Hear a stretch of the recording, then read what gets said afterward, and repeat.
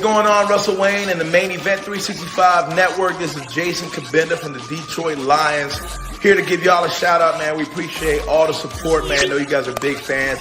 Know that you guys are rooting for us to take the North this year, and we're going to do just that, man. Appreciate you guys so much. Just want to give y'all a shout out. Y'all have a great day.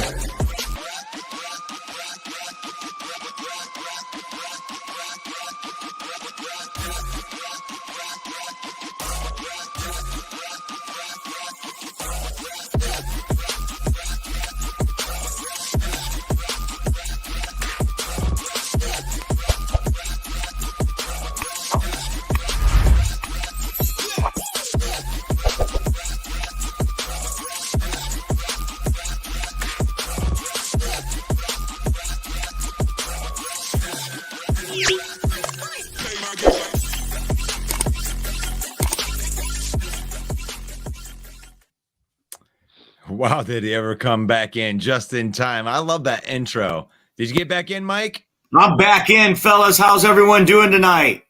Doing wonderful. Well. Good. Great. It's the Main Event 365. I'm your host, Mike, joined as always by the producer, Russell Wayne, and our good friends out on the West Coast. It's Greg Rice, the West Coast Statmaster, and our good friend, Detroit Dom, with the deadpan delivery. How are you tonight, gentlemen? Doing well. Yeah. Hey, so it's a Monday night main stage. That means it's open mic night. That means you out there watching, feel free to join the comments. Give us a question. We'll kick it around this panel of knuckleheads and see if we can get a good, solid, terrible take for you. We will do our best to do that. First, the big news today, guys, Jalen Hurts. And this is Detroit Lions football that we're talking about. So why does Jalen Hurts matter?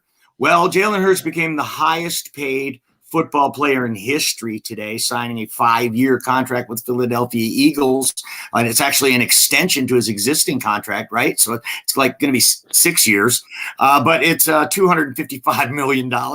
So he just becomes the richest player. Is he that good, Greg Rice?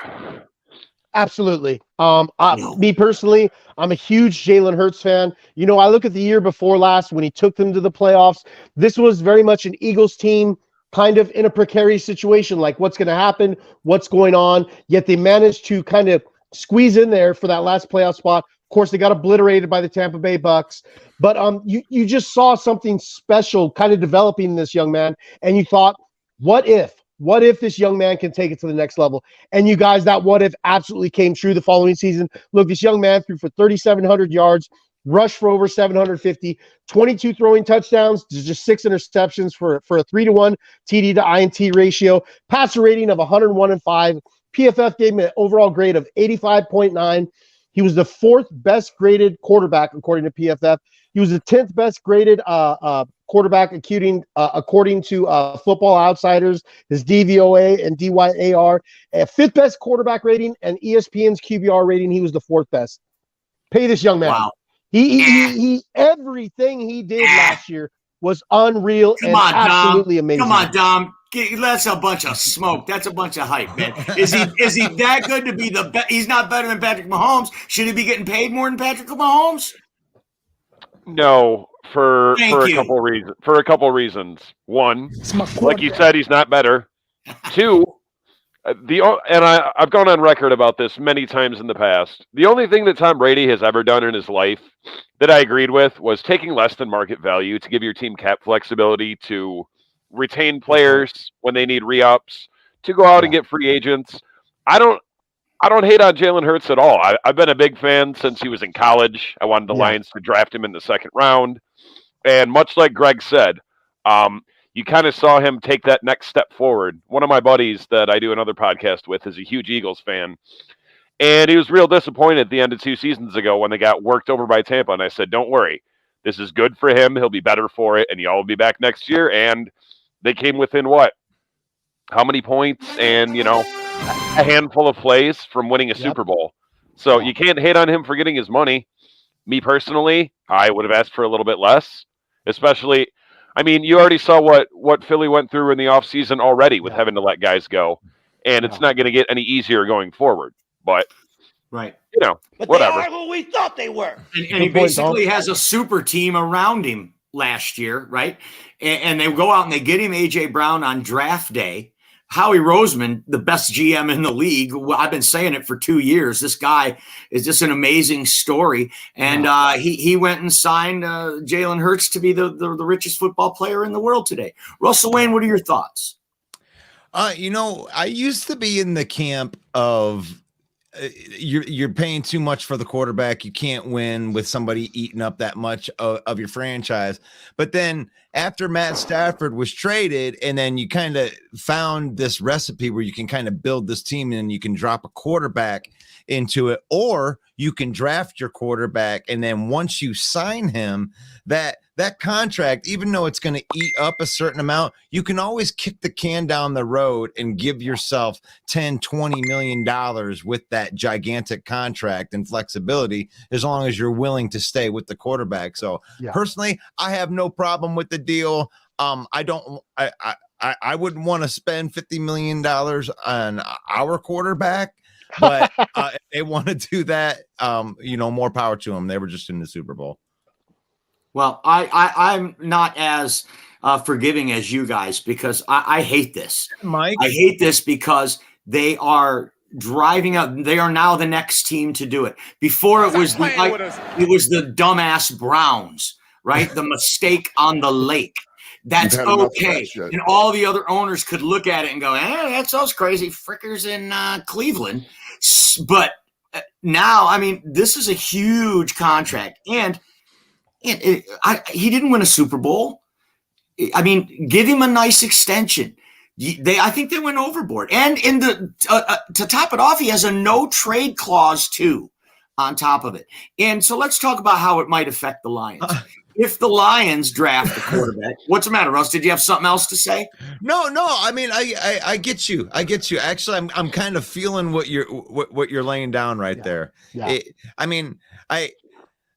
When you put that much in, it's almost like you're putting a timer on your team. He's like, okay, you got this much time to win and get it done, and then you're gonna have to reboot your franchise. It's like we're before that. We haven't done that yet. So ours is a much different situation. But I'm sorry, I made a noise. No. And furthermore, we're who are we to be second guessing Howie Roseman? Look at some of the moves that he's made. So obviously the guy knows what he's doing. He lets Hargrave go, he lets TJ Edwards go, but you know what? He had drafted their replacements the year before, and Jordan Davis and Kobe Dean. So the guy's 2 steps ahead. He's clearly been playing chess and on a checkerboard. So Greg Rice, let's talk about now how this might translate to the Lions. A lot of people speculating the Lions are going to take Anthony Richardson. You look at a quarterback like Jalen Hurts, there's a lot of similarities, obviously, in those games with their games with the cannon arm and the running ability. Could you see Anthony Richardson transforming into a Jalen Hurts down the road with the right development? I'll say this, anything is possible. There was kind of a no-name guy. I don't want to say a no-name, but kind of a coming out of college named Josh Allen. And we all kind of seen how that turned out. I'd say he's at least at minimal top 6 quarterback in the league. Patrick Mahomes, another guy, and you look at these quarterbacks with these skill sets, and you're like, if I could just fine tune it a little bit, and Chicago might be brewing on something with Justin Fields. That is very much up in the air though, as of now. But yeah, I think that Anthony Richardson is completely in play. I personally would rather take a shot on Bryce Young if we're going to go ahead and go out there and do that. But it looks like, that's for another story later on. My bad. Sure.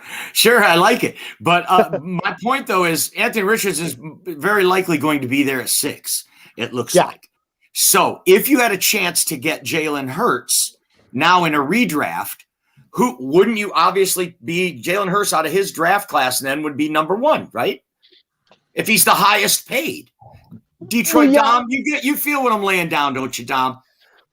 I'm trying to think about what other quarterbacks went in the same draft year as Jalen Hurts. I think it was Josh Allen and Joe Burrow. Oh, okay, that was the Burrow draft. Okay. Well, then no, Burrow goes number 1 overall. What? Oh, so Burrow's contract's coming up. Now you think we're going to reset the market with this contract? Oh, yeah. And now Joe Burrow's going to be even higher than that. I think Burrow's going to do the smart thing and take a little bit less. Plus, the Bengals are historically cheap anyways. I mean, I don't think they're going to try to hold him over a barrel like, we're only going to give you X number of dollars and that's it. I think he does the smart thing and takes, 35 a year instead of demanding 50. Wow. Justin Herbert will be coming up as well. What would you do there? I would try to trade him before his contract's up because he's a bum. Go win a playoff game, and then we'll talk about you, Justin Herbert. Russell Wayne, thoughts? Wow.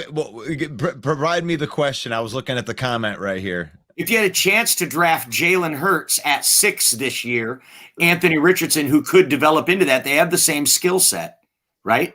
So only he's even more of a freakish athlete than Jalen Hurts is. If you put Anthony Richardson in on that 4th and 1 push play, the Lions would get the first down every time. Dan Campbell won't even need to carry a punter. If you get that guy. So that's what I'm asking. Jalen Hurts. If Anthony Richardson's there at 6, Russ, is what I'm asking. Should you take him in light of the fact that Jalen Hurts, with the same skill set, is now the highest paid player in history? No. I mean, I don't think so. I think that you take either the best defensive player, or you have Brad Holmes hold the phone up and say, show me the money with all the draft picks that they can get for trading down. Who wants Anthony Richardson? Let's have a fire sale, because we're not a quarterback away. We just need a couple elite players on defense, and we're going to contend for the conference. All right. I like it. Let's change topics, because you guys aren't getting what I'm saying. This guy should be the best if he's the highest paid player. That's what I'm saying. Laramie Tunsil is the best left tackle in the league, and he's the highest paid. I get what you're saying, but with the quarterback market, Mike, it is so fluid that we see this every year. Dak's the highest paid quarterback, or excuse me, Carr, then Dak, and then Stafford. And it just keeps going up and up. So with the quarterback market, the way it is, man, you're going to continue to see top 10 quarterbacks kind of leapfrog each other, even if this barely top 10 quarterback isn't in an elite skill set. So it's like Oprah. It's like Oprah. You get the you get 200 million. You get 200 million. But like, if you got a top third of the league quarterback, Mike, they're just going to keep leapfrogging each other. It's the way the market works, unfortunately, with quarterbacks, and I personally don't see it changing anytime soon. Okay.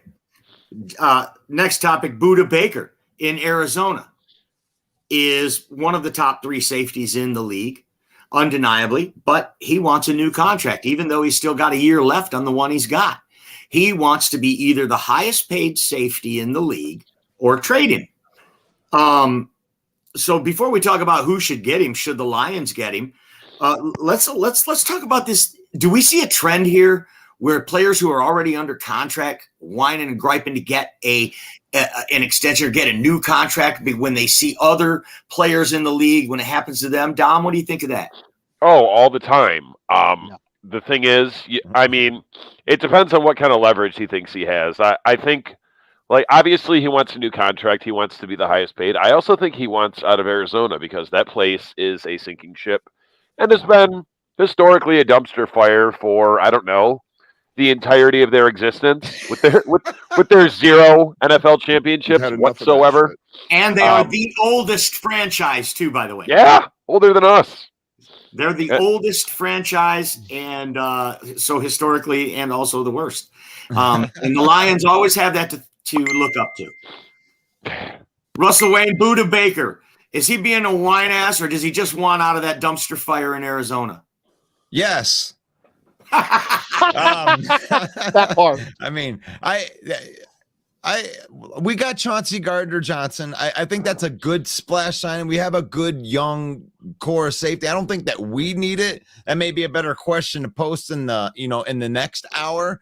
But yeah, man, I don't want to pay draft capital to have a guy that I have to pay more than any safety ever.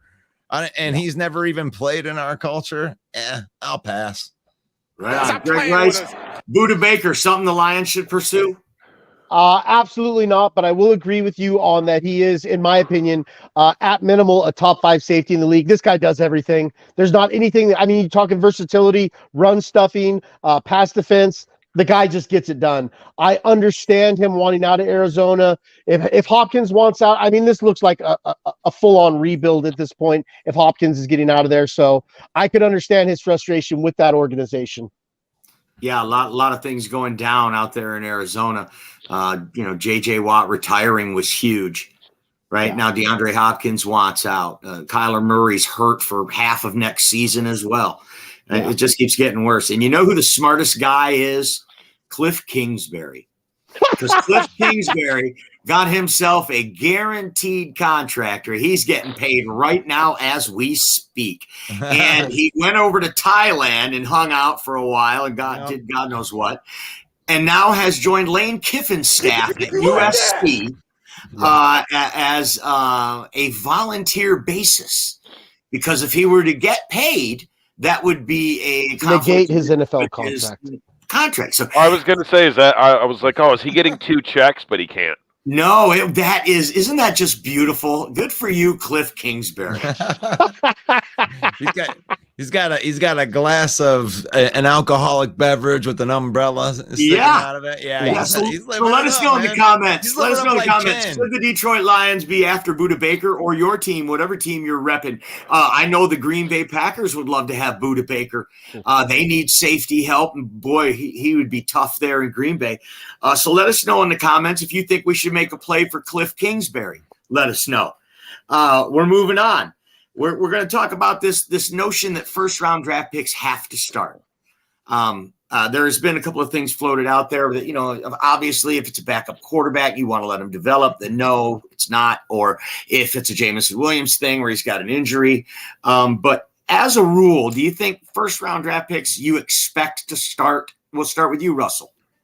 Oh, I get to start this one. Well, no, I don't think that they should have to start. I mean, it really depends more on how good your team is, because if your team's good, then he better not be starting. I mean, you need the guy to be coming off the bench. And you brought a good example up. You alluded to it earlier when you talked about the Philadelphia Eagles, how they've been drafting. Well, because they lost one of the best defensive tackles in football to the San Francisco 49ers, because they drafted well, they're able to just use the drafting progression. And then Jordan Davis was the next man up. He didn't have to start week 1, but yet he was one of the most sought after defensive tackles in last year's draft. So no, I don't think that you have to start if you get drafted in the first round. Good take. Greg Rice, same question. I kind of tend to lean towards what Russ was saying. Look, if it's a top 5 pick, you guys, and you're drafting in the top 5, unless it's a traded out or traded into, chances are you're a really shitty team, pardon my language, in need of talent. So chances are if you got a top 5 pick, you are starting. With our Detroit Lions having the 6th overall pick, of course, this is a special circumstance. This is gifted from the Rams as part of the Stafford deal. I'll just put it to you like this. When you force first rounders to start, you don't always get what you're expecting. And in fact, it can work against that rookie psyche and just maybe future.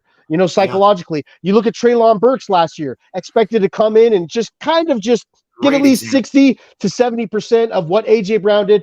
Absolutely fell short, absolutely flopped. We saw what happened to that Titans team. And it's something that you don't want to force. Now, I'll use this example as if, let's say hypothetically, we're at 6 and we choose Devin Witherspoon. Great player, great prospect. Most people consider him CB1 out of this draft. If he doesn't start day one, I'm absolutely okay with that. And that shows me that we got a good, as Russell was just alluding to, a good, deep cornerback room in which he can be brought along. And much like the Philly situation, in which I think Jordan Davis started 2 games last year, and I think it was because Fletcher Cox was out. But he's able to learn behind those savvy vets, and there's no force, no pressure. And it's just, there's no need to start him, you guys. Let me put it to you this way. If we were to draft Devin Witherspoon and he is a day one starter, chances are Emmanuel Mosley, Cam Sutton, or Jerry Jacobs isn't cutting it, or it's an injury. And either of those situations is something we don't want to see. Yep. Right. Good. That was an that was a great take. Detroit Dom, let me know. Same question to you. Should as a blanket statement, should a first round draft pick start on your team? As a blanket statement, I would say yes. Well, I mean, if our blanket is 17 or more teams in the NFL, meaning the bottom half talent-wise, if you're drafting in the top 15, 16-ish, I would say yes. Other than, I don't know. You guys made so many good points. I could be on either side of it. Like, I think Russ said it first. It depends on how Team Your Good was or wasn't from the year before. Yeah. We can't quite compare us to the Eagles, but we find ourselves in a unique situation.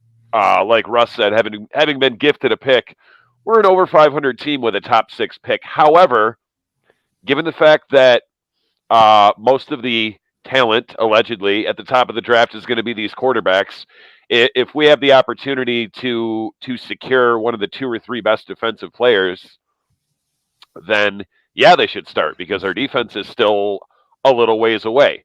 Like Greg said, if it's Witherspoon that they draft and he doesn't start, that's okay. But obviously, if it's Jalen Carter or Tyree Wilson, yeah, you expect them to come in, start, and contribute from day one, because that's what we need. And that's why you can't take a quarterback. I like it. I love it. Hey, I would like to touch on what you alluded to right there, and you bring up a very good point. Like, I would say 17 of the teams in the NFL, but yeah, you definitely want your start. They're going to be starting day one, but when it comes with a Tyree Wilson, like, this is crazy to think about, but we may not have we have Hutchinson and they have the super elite talents, but we have a bunch of guys that would be in front of Tyree Wilson. I don't think he'd start in front of Houston. I don't think he'd start in front of Romeo or Pascal. So even Tyree Wilson would have to be worked into this Lions defense. But I agree with you on the defensive tackle end. If they get Jalen Carter, that is the exception. Right. Yeah, agreed. So Dom, is that a Scott Mitchell jersey? It is not. It is a Kenny Galladay. Oh, okay. Kenny Galladay. Kenny Galladay. I was waiting for somebody to say, hey, Jeremy. I was waiting for somebody to say We're running down. We're up against you guys. We got about 7 minutes. We got a new guest joining us. And so I want to shift this talk right over to Detroit Lions specific stuff. And our new guest is Smoking Jeremy B from the Florida Tribune. Thanks for joining us, Lions fans, Smoking Jeremy B. Hey, great to be here. So we'll start with you on this. 8 draft picks. Are there 8 openings for the Detroit Lions? If you talk about depth and rotational pieces, yes. But as far as starting positions, no, it's about 4. There are about 4 starting positions. The Lions don't have many holes. They have more draft picks than holes. When was the last time you can remember that happening, Jeremy? I want to say 1992. Nice. So tell us about it. It's a good problem to have, right? No holes. Well, there are holes. Like I said, defensive tackle. I still think we need a better starter than Anzalone. He's great vet leadership, but I don't think he's starter material in the NFL. Even though he had a great year for the Lions and he led the team in tackles, he also led the team in missed tackles. Worst linebacking core in the league. Say it again, Dom. Worst linebacking core in the league. Bottom three defense. So isn't it interesting how Anzalone is polarizing, right? Because like me and Russ love Anzalone. We're Marvel Universe. You guys are DC Universe or something. Because because Alex Anzalone is not a superhero.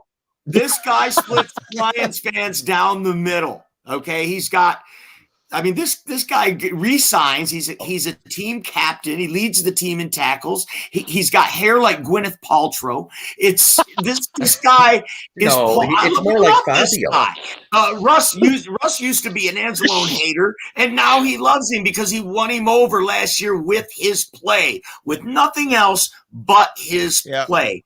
Greg Rice, which side of the fence do you stand with Alex Anzalone? I stand firmly on this fence. Okay. Not split legs, because that would hurt. I stand firmly on this fence. Look, Anzalone, to me, played lights out last year, way above any of our expectations. To me, at best, he is just kind of an average linebacker. I do like him. He looks like a Wish.com hybrid of Clay Matthews and Thor put together. But in all reality, he did his job last year. Contract, I don't want to say well-earned. I wish we could have got him for a little cheaper.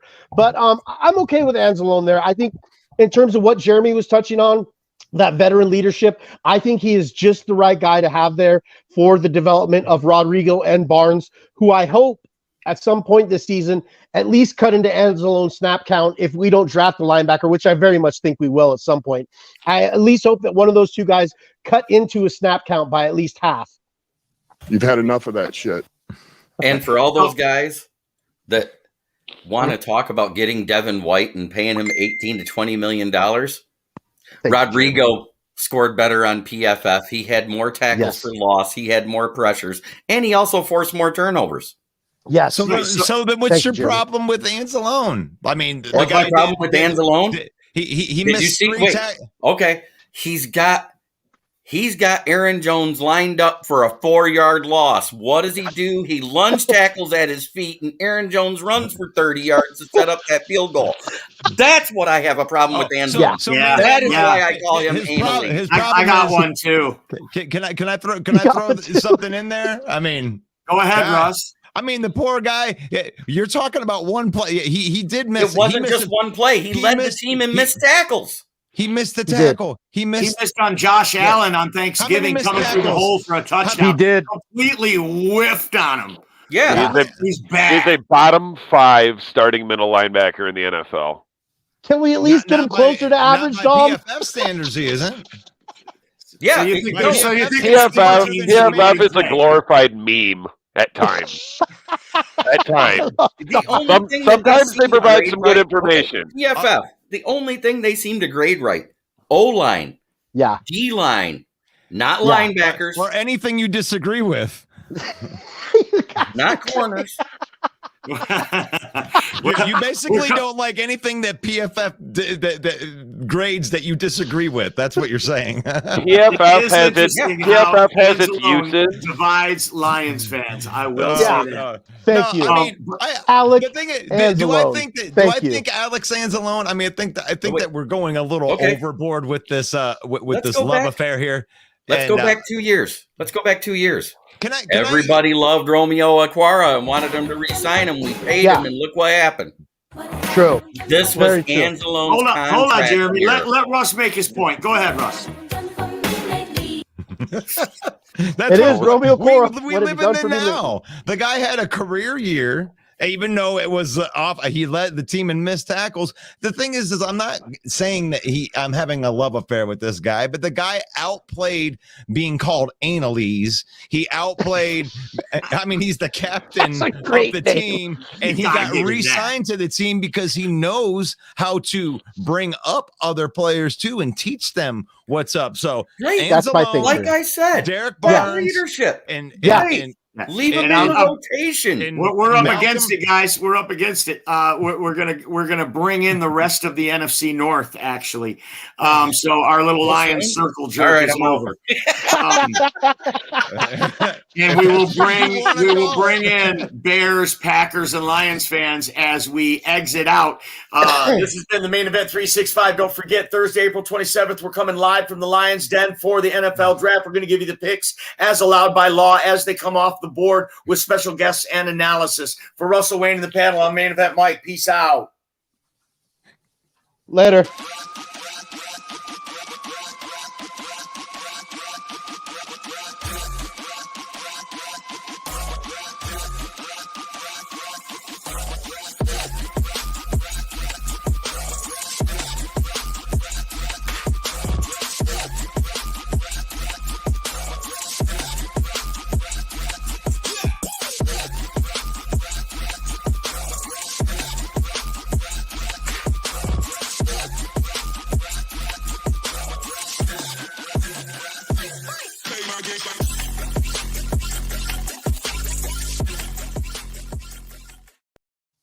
Boom. It is the NFC North Open Mic Night, main stage Monday night. Hey, you guys look familiar. Maybe some of the people in the comments are familiar. I'm Main Event Mike. Welcome to NFC North Open Mic Night. It's open mic, so put your comments in below. And let's get started with our good friend Smokin' Jeremy B from the Florida Tribune. Smokin' Jeremy B, I want to ask you about Jalen Hurts. He signs today to be the richest football player ever. So far, from what I'm told, it's just going to get worse. It's less guaranteed money than Deshaun Watson or Kyler Murray. Yep, it's $179 million guaranteed, but the contract itself is the largest if he sees it out. And with the no trade clause, it will be completely up to him to see it out. So I don't see this is just a semantic. This is it's not guaranteed money, but he'd have to do something pretty bad for them to get out of it with a no trade clause. And a la Derek Carr, you're going to eat it, Muggs. So tell me, Jeremy B, is Jalen Hurts worth $255 million? What did he do for him last year? Oh, where's that drop? Right when we need that drop. There it is. I mean, he got him to the Super Bowl. Yep. They were the best team in the NFC. Yeah. I said in the preseason they were the best roster and should be in the Super Bowl representing the NFC prior to the season. Yeah. And I was right. Stevie Wonder could have saw that. Okay. They had the best roster up and down. But I'm just saying, is this guy worth he had a super team around him. I mean, is that your point, Jeremy? He had a super team around him, so hell no. You know what my he's point not is? Worth that much money Cleveland yet. and Arizona We haven't seen really enough stupid. of him. 2 years so far. We haven't seen a big enough sample size to give him that much money. Yes or no? Cleveland and Arizona is that stupid. They set the market. Yeah. Right. Good point. Right. Dom, I know we already heard from you about it, but I kind of stayed away from you a little bit on this topic on the other show. So I kind of were saving you here for the open mic night. Tell me, was Jalen Hurts worth that kind of money? Me personally, I don't think so. I don't think any quarterback is worth that amount of money. Get you Lamar Jackson. I mean, Deshaun Watson certainly isn't. Kyler Murray isn't. I would say of the who's got the super contracts? Kyler Murray's one, Watson, Josh Allen has one, Mahomes, and now Jalen Hurts. I would say he's the second or third most worthy of a contract of that size. But it's more so the cost of doing business. Could he have taken a little bit less? Could they have offered a little bit less and he took it? Probably. The quarterback contract situation thing is just out of hand to me. Thankfully, we don't have to worry about that yet. Although, all of the Goff naysayers there, as soon as they saw that contract today, they're like, see, this is why we can't keep Goff. We're going to have to give him that much money in 2 years. A, no, you won't. B, let's worry about that in 2 years. And guess what? If he gets us to the playoffs this year and wins a game, and then 2 years he wins 2 games, maybe you do have to give him that money. Although at that point he'll be almost 30. I'm not worried about it. Let's just win a playoff game this year. That's right. Good point. Good point, Dom. So Jalen Hurts gets $255 million. We'll just move on from that because I got my own feelings about it. I can't get anybody else to get any traction with me on that. This is a big deal. This guy's had 2 years as a starter, and he had a super team around him. And just the amount of money is just too much for what he accomplished. He didn't bring home the trophy, gentlemen. How so you think? I understand that it's I understand that it's out of hand. The market's out of hand, and Howie Roseman's a very good GM. But Mike, let me throw back at you then, Mike. Somebody needs to just ask you the question then, Mike. Like, I mean, do you think this is a mistake? You think that Philadelphia is making a mistake by paying him this much money right now? I do. I do. I do. But Howie Roseman's smarter than me, so it doesn't matter. Probably better looking, too. He was ranked the number one GM by all the sports writers. Yeah. He did a damn good job, man. Yeah. So we know. So what question are you asking? No, he's not worth it. He's not worth it. And for all the reasons I just said. Oh, we got a Viking fan on here. This is great. All right. Skull in the house. I love it. Rob Haspel's from the VWO. I know it sounds like a low circuit wrestling circuit that you might be coming to a Masonic temple near you, the VWO, but it is the Viking World Order, and it's a very respectable organization. Why don't you tell us about the VWO, Bob? Rob. Oh, well, VWO has been around since 1997. Started out as just, a small group of friends. Came to prominence basically when Minnesota was doing the fight in the legislature to try and keep the Minnesota Vikings in Minnesota and get a new stadium. Wow. Once that was accomplished, then the fan club basically grew. And what we do is we support the Minnesota Children's Hospital through fundraisers, charities. We do stuff for cancer, but mainly we throw great tailgate parties, and we welcome fans from other fan bases. Like I almost got Russell down there last year. We just missed each other and whatever, and show them some hospitality throughout the weekend when you could all come down to Minnesota to watch a Vikings game.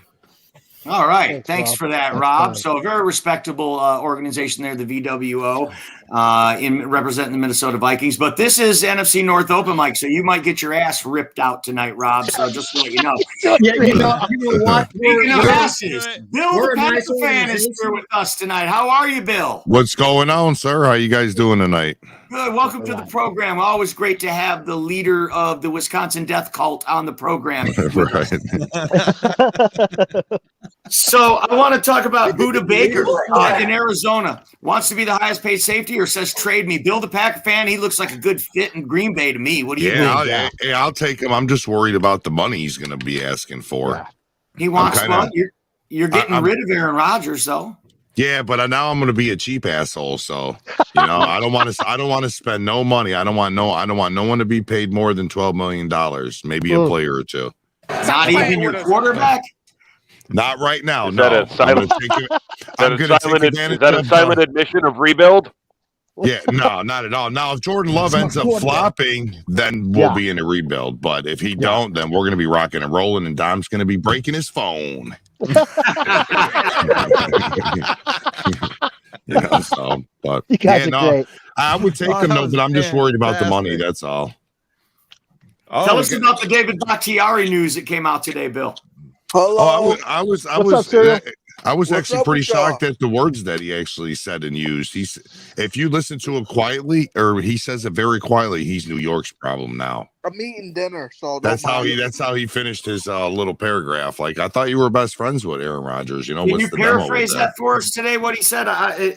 My notes here.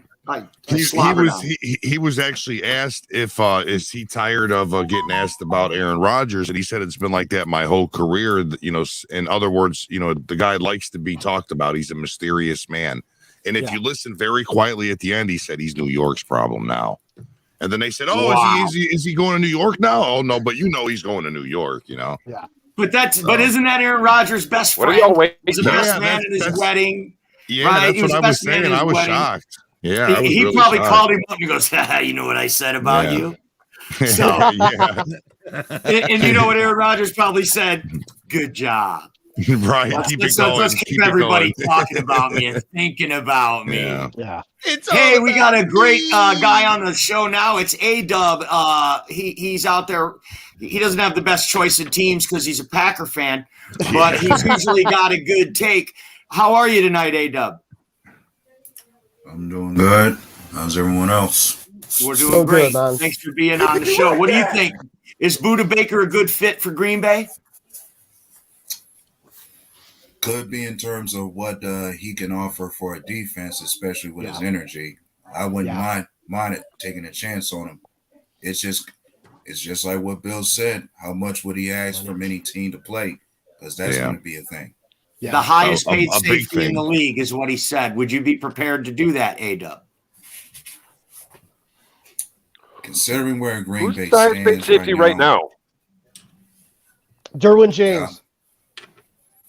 Okay. I'm just saying, considering what direction Green Bay would be trying to go right now, especially when it comes to certain areas that we've been breaking down so far, I'm not sure if I take on a huge contract just yet. Right. Good point, I want to enjoy a year or two of a bunch of cap space. You know what I mean? At least a year or two. Come on. But man. you need safety help. But we do. We it's do. crazy. You guys have just resigned to the fact that you're not going to be competitive this year. It's interesting. I'd rather bring Adrian Amos back. He'll be cheaper. He's reliable, and he already knows the system. You know what I mean? Jeremy Ballwright, could you see Budda Baker getting out of Arizona? If so, where would he land? It's going to be somebody with cap space. I think the ones that have cap space that do it are Chicago and the Texans pretty much. I mean, because Packers are in cap hell with Rodgers still there. They have some cap room, but not a lot. Am I wrong, Bill? No. We actually have 21 mil right now, the second highest. So you got some, but he's going to be one of those guys that commands a top 10 safety salary. I'd rather some of that money go to Amos and bring him back. He has specifically said he wants to be the top highest paid safety in the league, is what he said. Greg Rice, what have you heard about this Budda Baker situation? So look, we kind of just touched on it a little earlier. Look, man, he's obviously got to be frustrated. Arizona is doing whatever Arizona, like I said, DeAndre Hopkins wants out. They really do. If they get rid of D-Hop, then they're obviously in rebuild mode. I think they could recop some good draft assets with the elimination of D-Hop as well as Budda Baker. Look, man, in my opinion, Budda Baker is I already stated earlier, he's a top 5 safety. This guy's a great run defender, a good pass defender, sure tackler. He's never graded below 65, you guys. This guy gets double-digit pressures, quarterback pressures every year but one of his careers. He's had 21 career pass breakups, 7 INTs. The guy is the epitome of versatility. He's taken no less than 100 snaps in the box, and he's taken no less than 130 snaps in the slot. This guy is everything you want from a secondary player, and that's going to come with the price. This guy would take command essentially of any defense he steps into, but you just got to ask yourself, what kind of money is he worth? And does he come in and solidify a team? Like, if I look at it for Green Bay, to me, that's a match made in heaven. You bring in one of the best safeties in the league, already with one of the best CB trios, in my opinion, that Green Bay has between Douglas Stokes and Jair Alexander. But that being said, I understand where Bill and A-Dub are coming from. Do you want to tie that kind of money up into a team that's kind of in a precarious situation? You don't know what you're getting out of Jordan Love. I tend to agree with Bill and A-Dub on just bringing back Amos. He'd come back for probably a third of the money. Came off an incredibly poor year last year.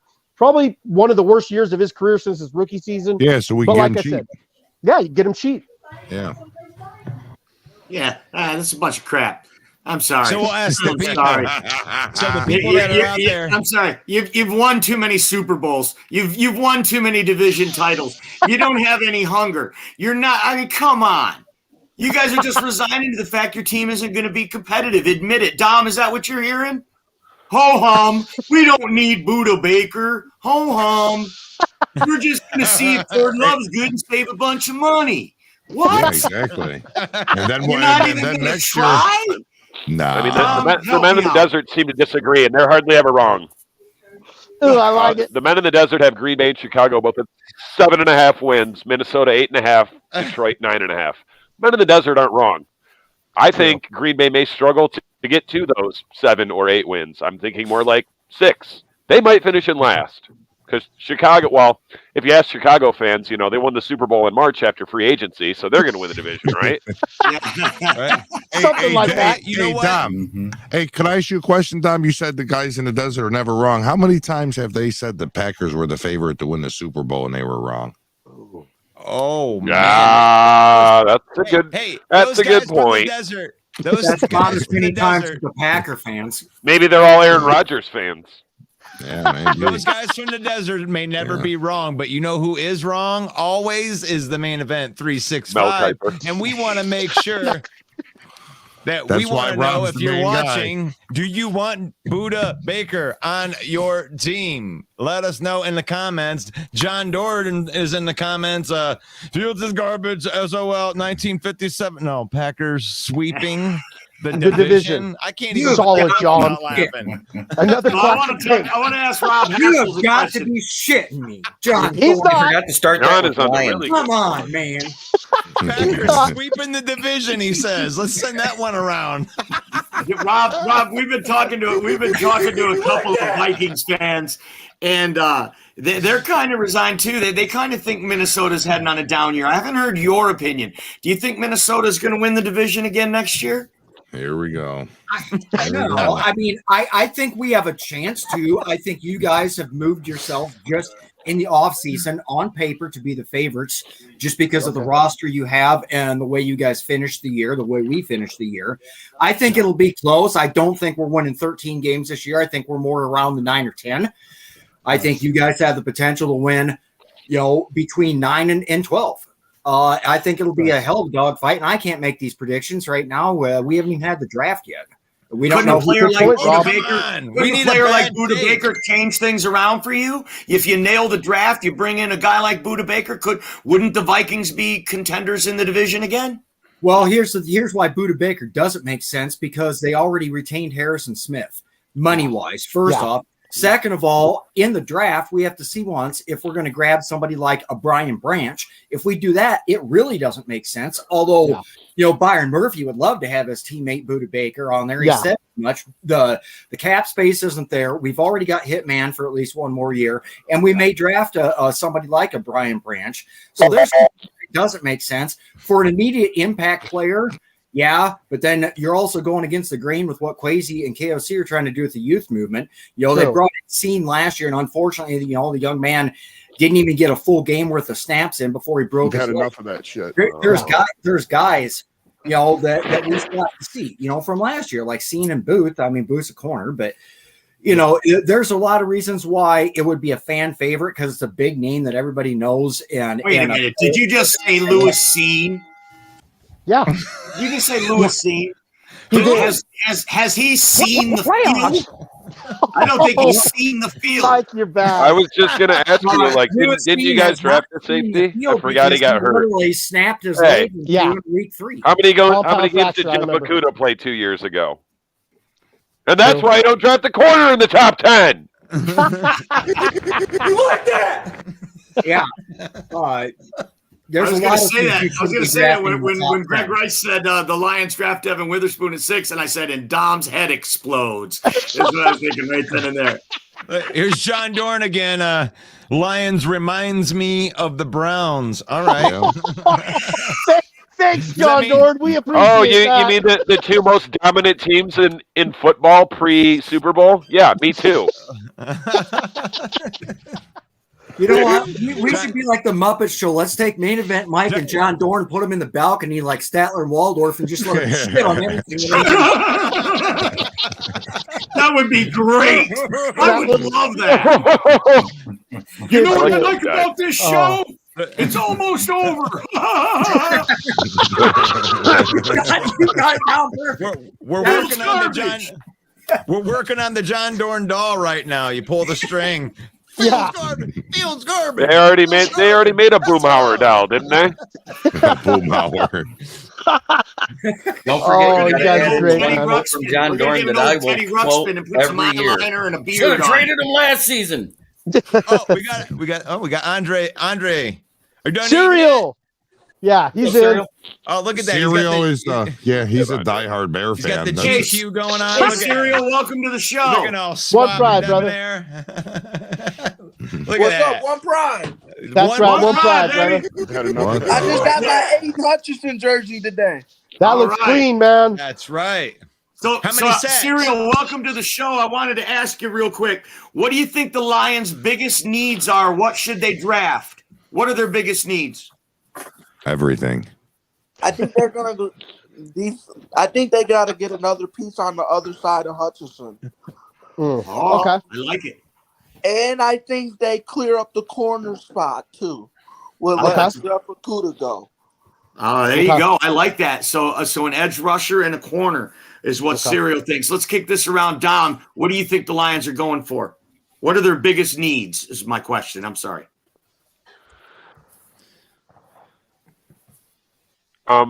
I mean, their biggest need is linebacker, but I don't think there's one that they're going to take that high, although I've seen some crazy mocks out there talking about Van Ness at 6. My head really exploded when I saw that. It's linebacker, it's defensive tackle.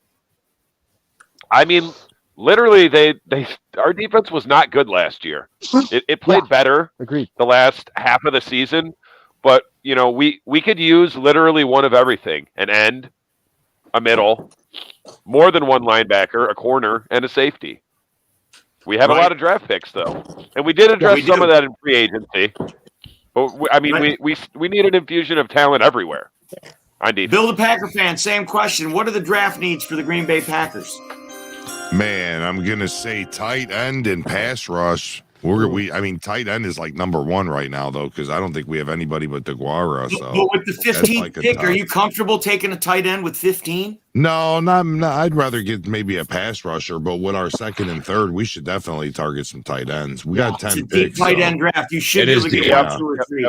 I think in the third or fourth round, we should still. Yeah, even third or fourth round, we should be able to get a couple of decent tight ends, I would imagine, in this year's draft for sure. 15 seems like a really good spot where you could trade back to, maybe 23, because that guy out there in Minnesota seems to not know what the hell he's doing, and he might trade up for you. And then you get back to 23, and you could get a really good tight end there, and it just seems like the value is more at the back end of the draft for a tight end, right? I mean, that's how. Yeah, for sure. Right on. Let's kick this around. Russell Wayne, what are the draft needs for the Detroit Lions? Well, the Lions don't have any draft needs, but they need some elite talent on the team. So, if you draft a guy, there's going to have to be a guy that they're going to have to let go. So, I'm going to say the biggest needs, I would love to see them get an interior defensive lineman. I don't know if I want to see it at 6. And like I think Detroit Dom alluded to it. I think that they could use one elite player at every level of the defense, and that would serve them well. And they're pretty solid on offense, maybe a interior offensive lineman, but I think that we're pretty set on offense, maybe a running back late. So that's about it. A-Dub, same question. What are the draft needs of the Green Bay Packers for A-Dub?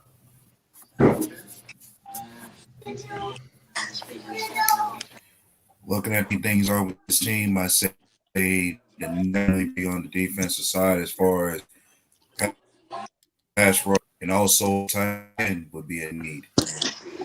Okay, so you're pretty much saying there what Bill said. I've seen no surprises here, guys. I'm looking for some really bad takes. You're giving me pretty good takes, and I'm gonna tell you what, it's out of character for you. I could do a take for the Lions for you, and that could be. Go ahead, the quarterback is sick. I say the biggest needs that the Detroit Lion needs. I'm gonna have to back up my boy John Dorn on this one.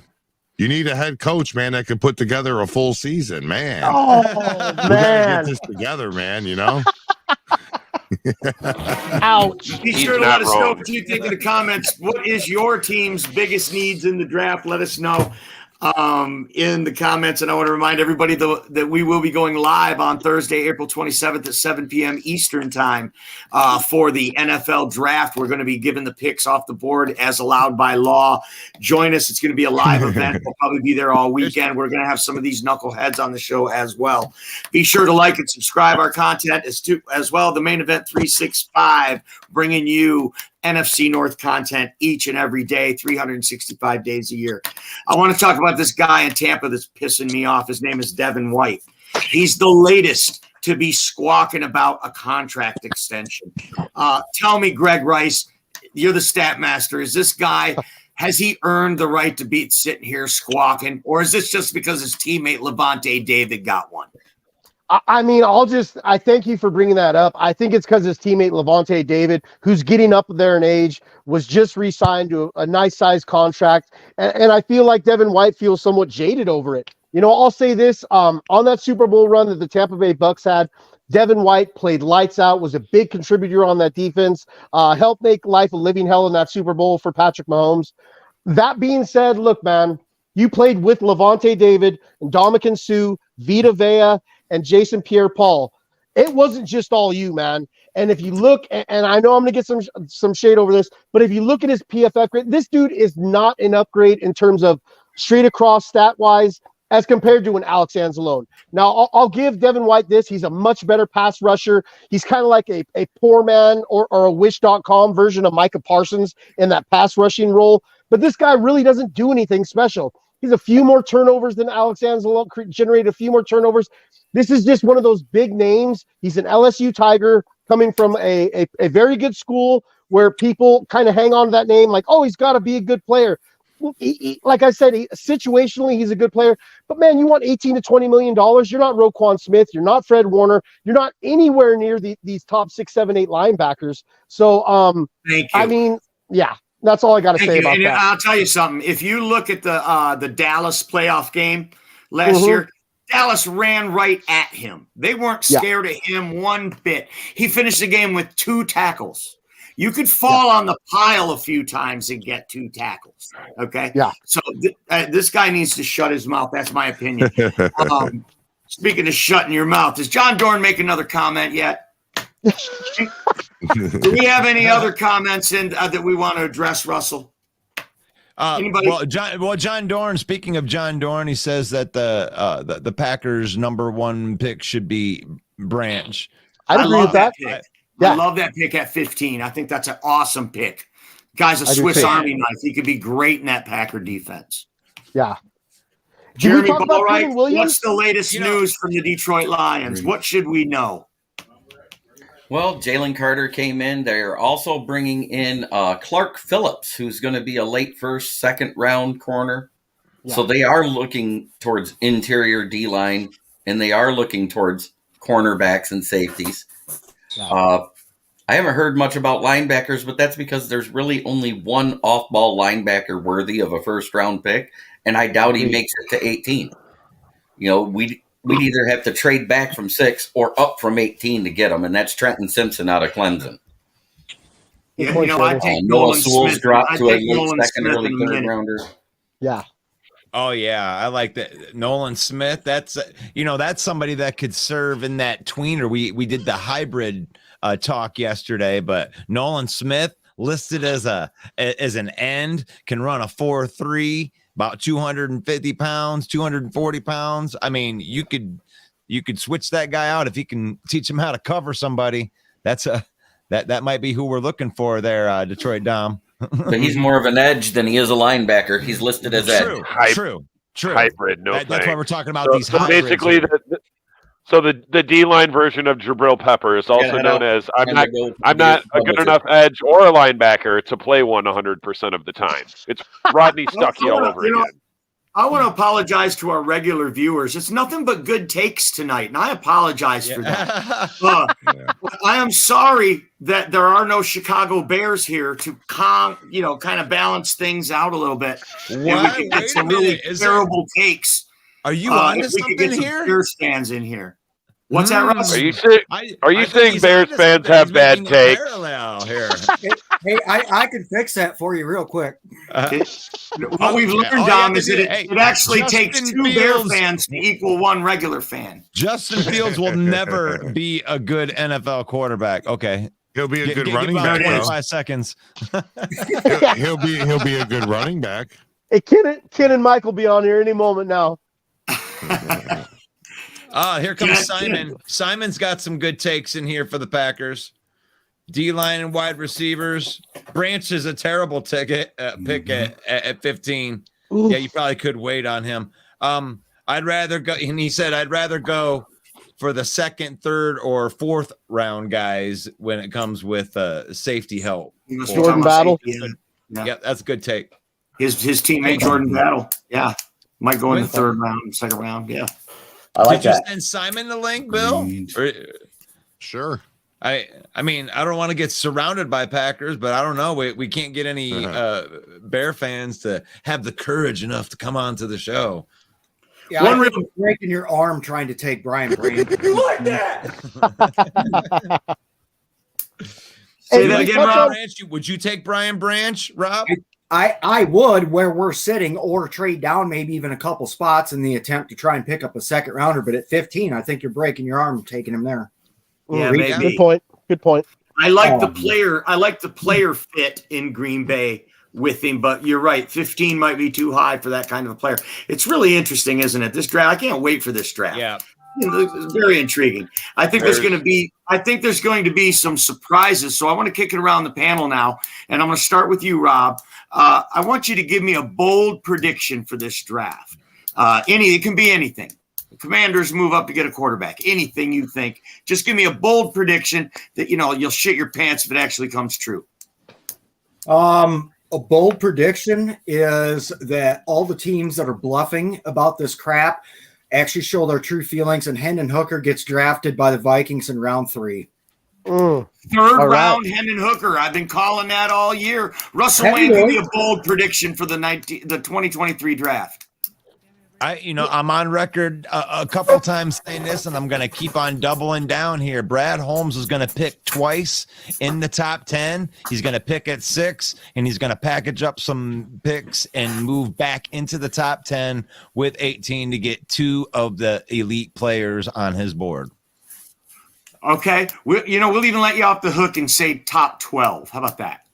How about top 12? Because you got a couple of teams there at 11 and 12. Tennessee, that might be, and you would be off on your prediction. You giving me there. 2? We're going to give you 2 slots there, just so that you are on record. If that happens, you'll shake your pants. You're a nice guy. I don't care what anybody says about you, man. You did that with me last year. And one of them is going to be Jalen Carter. But you gave. We're going to go to Greg Rice now. Last year. Greg Rice, give me a bold prediction for the draft. You want a bold prediction or a stupid prediction? Or do they just kind of go hand in hand? All right, I'll make a bold prediction. I think Saquon Barkley will be traded to the Bears. And I think Bears fans will clamor with this revamped linebacker core. Wow. Great running back room.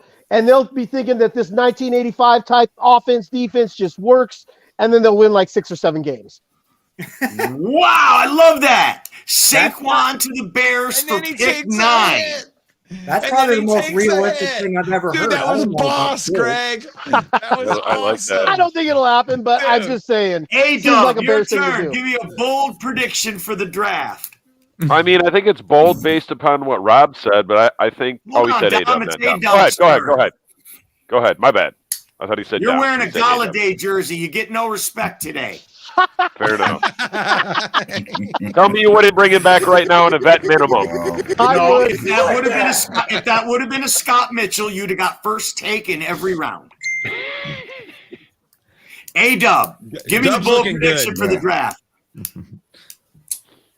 Best I can do is rather, while it could happen, Green Bay ends a 20-year drought as far as it's been a long time since we ever drafted a first-round receiver, tight end, or running back. Perhaps this year be the year they end that drought. Okay. I like it. I like that. That's a great bold take. Russell Wayne, how's that going to make Aaron Rodgers feel? Oh, I love it. I love it, man. He's been begging for some weapons in the first round his whole career. The minute he's out the door, they draft Quentin Johnston. That would be outstanding. Oh man, that would be that's Dom, give me a bold prediction for the draft in that deadpan delivery that you've got.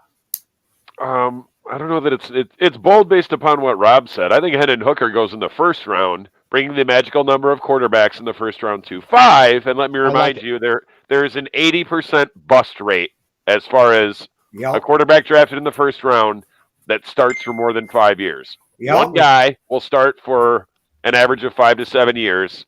A second guy gets a second contract, but he's a career backup.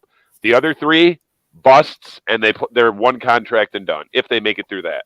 Wow. That's not even bold. That's just facts. Yeah, that's the not so bold prediction. I'm going to go out on a limb for my bold prediction here. and say that the Arizona Cardinals will send a package to the Detroit Lions that includes DeAndre Hopkins, and the Detroit Lions will give up their 18th pick and 2 picks in the second round and acquire DeAndre Hopkins. That's bold. Wow. I like it, but that's too much. Wow. Is that too much capital to give up? Way too much. Okay, 5 minutes ago, Russ Wayne said we don't even got openings on the team. Although I have said since the offseason that I never wanted to use that 18th pick. I wanted to trade it for a player. Yeah. I want to proven talent. I like it, Dom. Can I throw another one? Because it just reminded me, because we talked about this last week when we were just in one of our recording sessions. So my bold take would be like they send the Detroit Lions send DeAndre Swift and pick 18 to the Rams for Aaron Donald. Wow. I love that. Wow. And that's a pretty good trade. Give me the value on that trade, Greg. So here, as soon as you said send DeAndre Swift, I was in. I didn't care what we were getting back. So from the money perspective, I was kind of looking at it because everyone's like, well, that's not a Brad Holmes thing to do. It's like, it is a Brad Holmes thing to do if he believes that he is that player away. And I think that if you put a dominant force in the middle of that defense, then I think that you might be in trouble with that. And then you got him for 23 and 24. So this year and next year, and we have 75 million next year, so they can afford it for both years. It would make sense if you actually thought you could push to get a title this year. And I love that take. I really do, Russ. Look, the 2 moves that we were rumored to be in the mix for was Deebo Samuel as well as Jalen Ramsey. With Brad Holmes, he goes in hard for a player. He's not, unless he's signing players, he's not bringing in half-ass guys, trading for half-ass guys. Some might say Trinity Benson, but you know what I'm saying. He goes in for elite talent, and I like that, and I appreciate that about him. And I think Aaron Donald would be an amazing fit here. On any team, really, but since we're talking Lions. The Trinity Benson thing was funny, how that's such like this awful thing. It was like a 7th round pick. I know. An elite dude off of somebody else's practice squad. Okay, we'll take the chance on this guy. It didn't work out.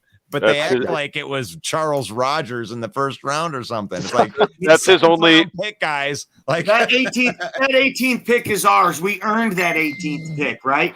But what really intrigues me is that 6th pick and the poetry, how poetic it would be for the Lions to get their quarterback of the future with the Rams pick that they traded Matt Stafford to acquire. To me, I just love the symmetry of that. Oh, yes, Brad Holmes, you are playing chess. You are the man. Hendon Hooker, I don't care if you've evaluated him and you think this is the guy with the right character. It's not gonna be any pressure on Goff. It just would be so poetic for me if the Lions get a quarterback with that free pick. It's like house money. Yeah, I love it. That's why you trade it. Trade it. Yeah, but for what? More draft capital on a team that doesn't have any holes? I think the Green Bay Packers are going to trade John Dorn to the Bears for a case of Bud Light. It gets him where the IQ is level, and the Packers get what they want. So yeah, who signed off on that trade? It sounds like losing all around. Oh, Rob, you're great, man. Oh, that made my night. He would turn on them Packer fans in a minute, too, wouldn't he? I don't even like cheese. One thing you should not rule out is Dalvin Cook being a draft day trade at this point. I expect that 100%. Yeah, that was one I had written down in here that I wanted to hit. A little bit of smoke, bunch of bullshit sites that said this, but they talked about the idea of Dalvin Cook going to Chicago. What do you think about that rumor? Would you like that, Rob, at all? Chicago's got the really nice looking draft capital to trade for, and really, I don't give a fuck where he goes. I'm interested in what I'm interested in what we get back. Chicago's got a pretty nice little haul of very nice draft picks they're sitting on, and if they're willing to make the trade, I was crazy, I would pull the trigger on that 10 times out of 10. Please don't pretend like you think you're getting a first rounder for Dalvin. Oh, hell no. Yeah, he knows. We're talking that contract. All right, just here's making sure the you're thing. still. No, Okay. here's where I'm going. A lot of people think that secondary should be the focus of the Vikings. I think linebacker is actually our worst position right now, and there's a lot of nice ones in the second day between rounds 2 and 4. Yeah. Anything that gets us more picks somewhere in there, and I'm not saying we're going to jump up and grab Jack Campbell in the second round or anything like that, but there's nice linebackers to be had, and if we can get some more draft capital, I think we really make money there and start fixing the defense from the front back. You know, that would be something that made a lot of sense to me in my book. Ooh, Then all you got to do is get rid of Kirk Cousins. So Simon's going to battle you on this. Simon says that Cook is getting cut. Do you have a response for that? He might. Well, the only thing about cutting Cook is you are going to save some money, but you're going to have a lot of dead cat money too. So I would much rather see somebody. They do have a trade partner that's interested. Okay, it's been rumored to be Miami. Yeah. But you know, I think they should make every attempt possible to trade him up to the draft. And then if nothing materializes, whatever, after the draft, and you need that extra room to, you know, maybe sign an extra free agent, somebody gets injured in camp because you know that shit's always going to happen. That's if you cut him. Yeah. I want Dalvin Cook to sign in Miami. I think that's a great fit. I mean, if you're going to be injured every year for 4 or 5 games, you might as well be in South Beach. I was going to say, he'll have more fun being injured down there than he does in Minnesota. Who the hell wants to be in Minnesota in the winter with a bum knee? Main event, Mike. Hey, it's my buddy we Simon. have a brand new guests. We got brand new guests in the house. Is this the first time that you've been on here, Simon? On the main event? It's been a while. Yeah, probably. Simon, our friend, welcome to the program. First of all, our good friend Greg Rice shared a link from your podcast, and man, it was really great. Why don't you tell us about it? Yeah, so Tyler, Jake, Brian, and I do Wisco Fanatics. They do pretty much all Wisconsin sports, but since Brian and I are just Packer fans, we come on Packer Fridays at 8 o'clock Central Time. We just talk Packers football. Right now we're doing our draft series. We just finished all the positional rankings where we rank guys, and this Friday is going to be our mock draft. So we do a mock draft episode, mock our guys that we like. And where can our viewers tune into the podcast? Yeah, you just go to our Facebook page, Wisco Fanatics. Come hit us up. We're fun.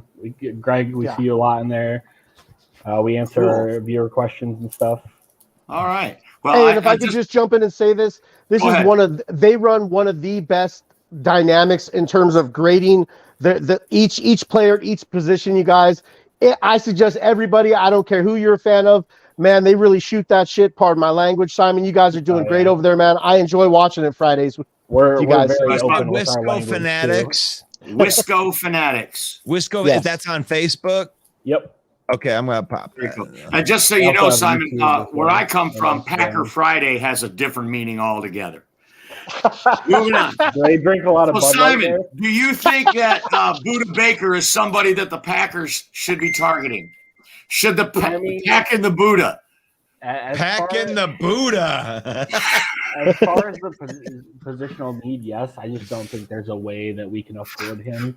Yeah, especially because he wants a brand new contract. Yeah, and it's just not up our alley right now. We need young players. I feel you. Young, cheap contracts is what we're up against. That's exactly what Bill the Packers fans said. While we do have $21 million in cap room, we really don't. Because if we trade Rodgers, that's another $8-9 million minus, and then on top of the draft is another $8-9 million, and then you take away a couple of in-season signings.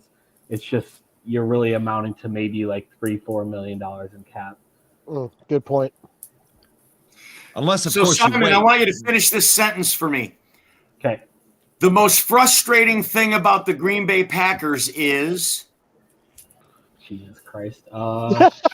Jesus Christ. He's like, it's probably you guys are entitled, but not that much. Come on. No, Jesus Christ is not a Packers fan. I don't think you realize how he's a Notre Dame fan. Yeah, it's probably just the fact terrible. that the Rodgers trade hasn't been done yet. Yeah, but definitely I'm not really sweating it as much as other people are. I think it'll get done. It's going to happen. Both sides have came out and said it'll get done. No one else is going after any other player or anything, and no one's making any backdoor deals that I'm aware of. So it's the June 1st thing, isn't it? Well, we got that could be part of it, but both sides make it seem like they want it done before the draft. They're just gonna, blink. Whoever blinks first is gonna lose. I think that is a very frustrating. That's a great take and a great point. Thank you, Rob. Same question. The most frustrating thing about the Minnesota Vikings is our shitty GM. Yeah, no, this whole entire retooling, competitive rebuild thing that we're doing, having to wait until next year when we have 121 million in cap space, just piecemealing it through this year. I don't think that Cousins, playing out the last year of his contract, not getting an extension is a bad thing. But this whole retooling thing with the uncertainty of there's so many positions that are going to change around next year, and still trying to play competitive football in our division is just the uncertainty of the whole thing is what's mildly irritating. But I'm not even mad about it. I'm looking forward. No, that's fine. You're the division champion. You shouldn't be too damn mad. Yeah, Russ, what's next? Like that. Pardon me. What's next? I thought you had something going there, and I thought I cut you off. Oh no, I was just responding to everybody. I was gonna it was with Simon. What I was gonna say was I read something today. The Titans had reached out to the pack. You don't give any credit to any of the smoke from San Francisco or from the Titans or anything like that? I'm gonna be honest, I don't really care about rumors and shit. Most of it ends up being false. It could be whoever trying to create a narrative that there are other teams involved. Yeah, both ways. So you don't buy it. You're not buying into that. I don't either. Yeah, I don't necessarily. I don't really either. Not buy it, but I just only the Jets are dumb enough to trade for Rodgers. Right. Nobody else would hire Nathaniel Hackett unless it's Aaron Rodgers coming there. Period. No, I'm on Simon. I'm on record to say that this deal isn't getting done until after June 1st, just because it works better that way, and the money works really nice after June 1st. But we'll see. We'll see how the here comes the circus right through the draft. Let's go. I will say I think it'll be interesting, the narrative that comes out after the draft, because then I feel like the leverage goes more in the Packers. Yeah. In the Packers area. So would that change what they'd want in return based on them pressuring the Jets to actually make the trade? That's a good point, because obviously draft picks are involved, and they've both pretty much on both sides. They've come off the idea of a first round pick being involved, but if it's after the draft, then obviously draft picks are no longer in play. Yeah. So it should be very interesting. I can't wait for it to be over. Yeah. Well, future draft picks would still be in play. Yeah. So Simon, I did throw your link, Wisco Fanatics, into all of our streaming things. So if you want to go and give them a like, give them a follow. We're trying to move our way up to 1,000. They got 4,700 people on their group. So they're wow, up there in the Wisco. Yeah. Are you guys even following our page? Probably not. I follow it. Thanks. Thanks, Simon. I appreciate it. We last I checked, we were at 990. What, 995? We need 5 more people to make 1,000. We got 6 people on this call. Somebody go follow our page. Hey, we're kind of up against. Don't forget to tune in for the draft on Thursday. It's the off season. Mike, it's not the main event page anymore. Which one is it? It's the main event on Facebook. Following. It's the follower. We need followers on Facebook. Yes. Yeah. It's this. Whoops. It's that one. Correct. Yes, sir. Main event 365. Yeah. That's it right there. Are you following? I am. I was going to invite you in. I'll throw it in. Oh, please do, sir. Thank you. I love it. Terrible. We're on here begging. That's all right. Well, we're not really good at what we do, so we're gonna have to have some like mercy followings. I mean, subscribers. We might as well be unemployed women with OnlyFans. We do have Greg Rice. We do have Greg Rice. Boy, if I'm your shining star, this show's got a problem. We got one good football mind, Greg. No. Thanks, well, I want to thank everybody for being on the panel tonight. Thanks for your terrible takes. Thanks for your good takes. Don't forget to check out Wisco Fanatic Sports and check out Simon's stuff. The VWO Rob out there representing the Vikings. A-Dub representing the green and gold evil empire in Wisconsin. For the producer, Russell Wayne, and Detroit Dom, I am Main Event Mike saying God bless each and every one of you. Peace out.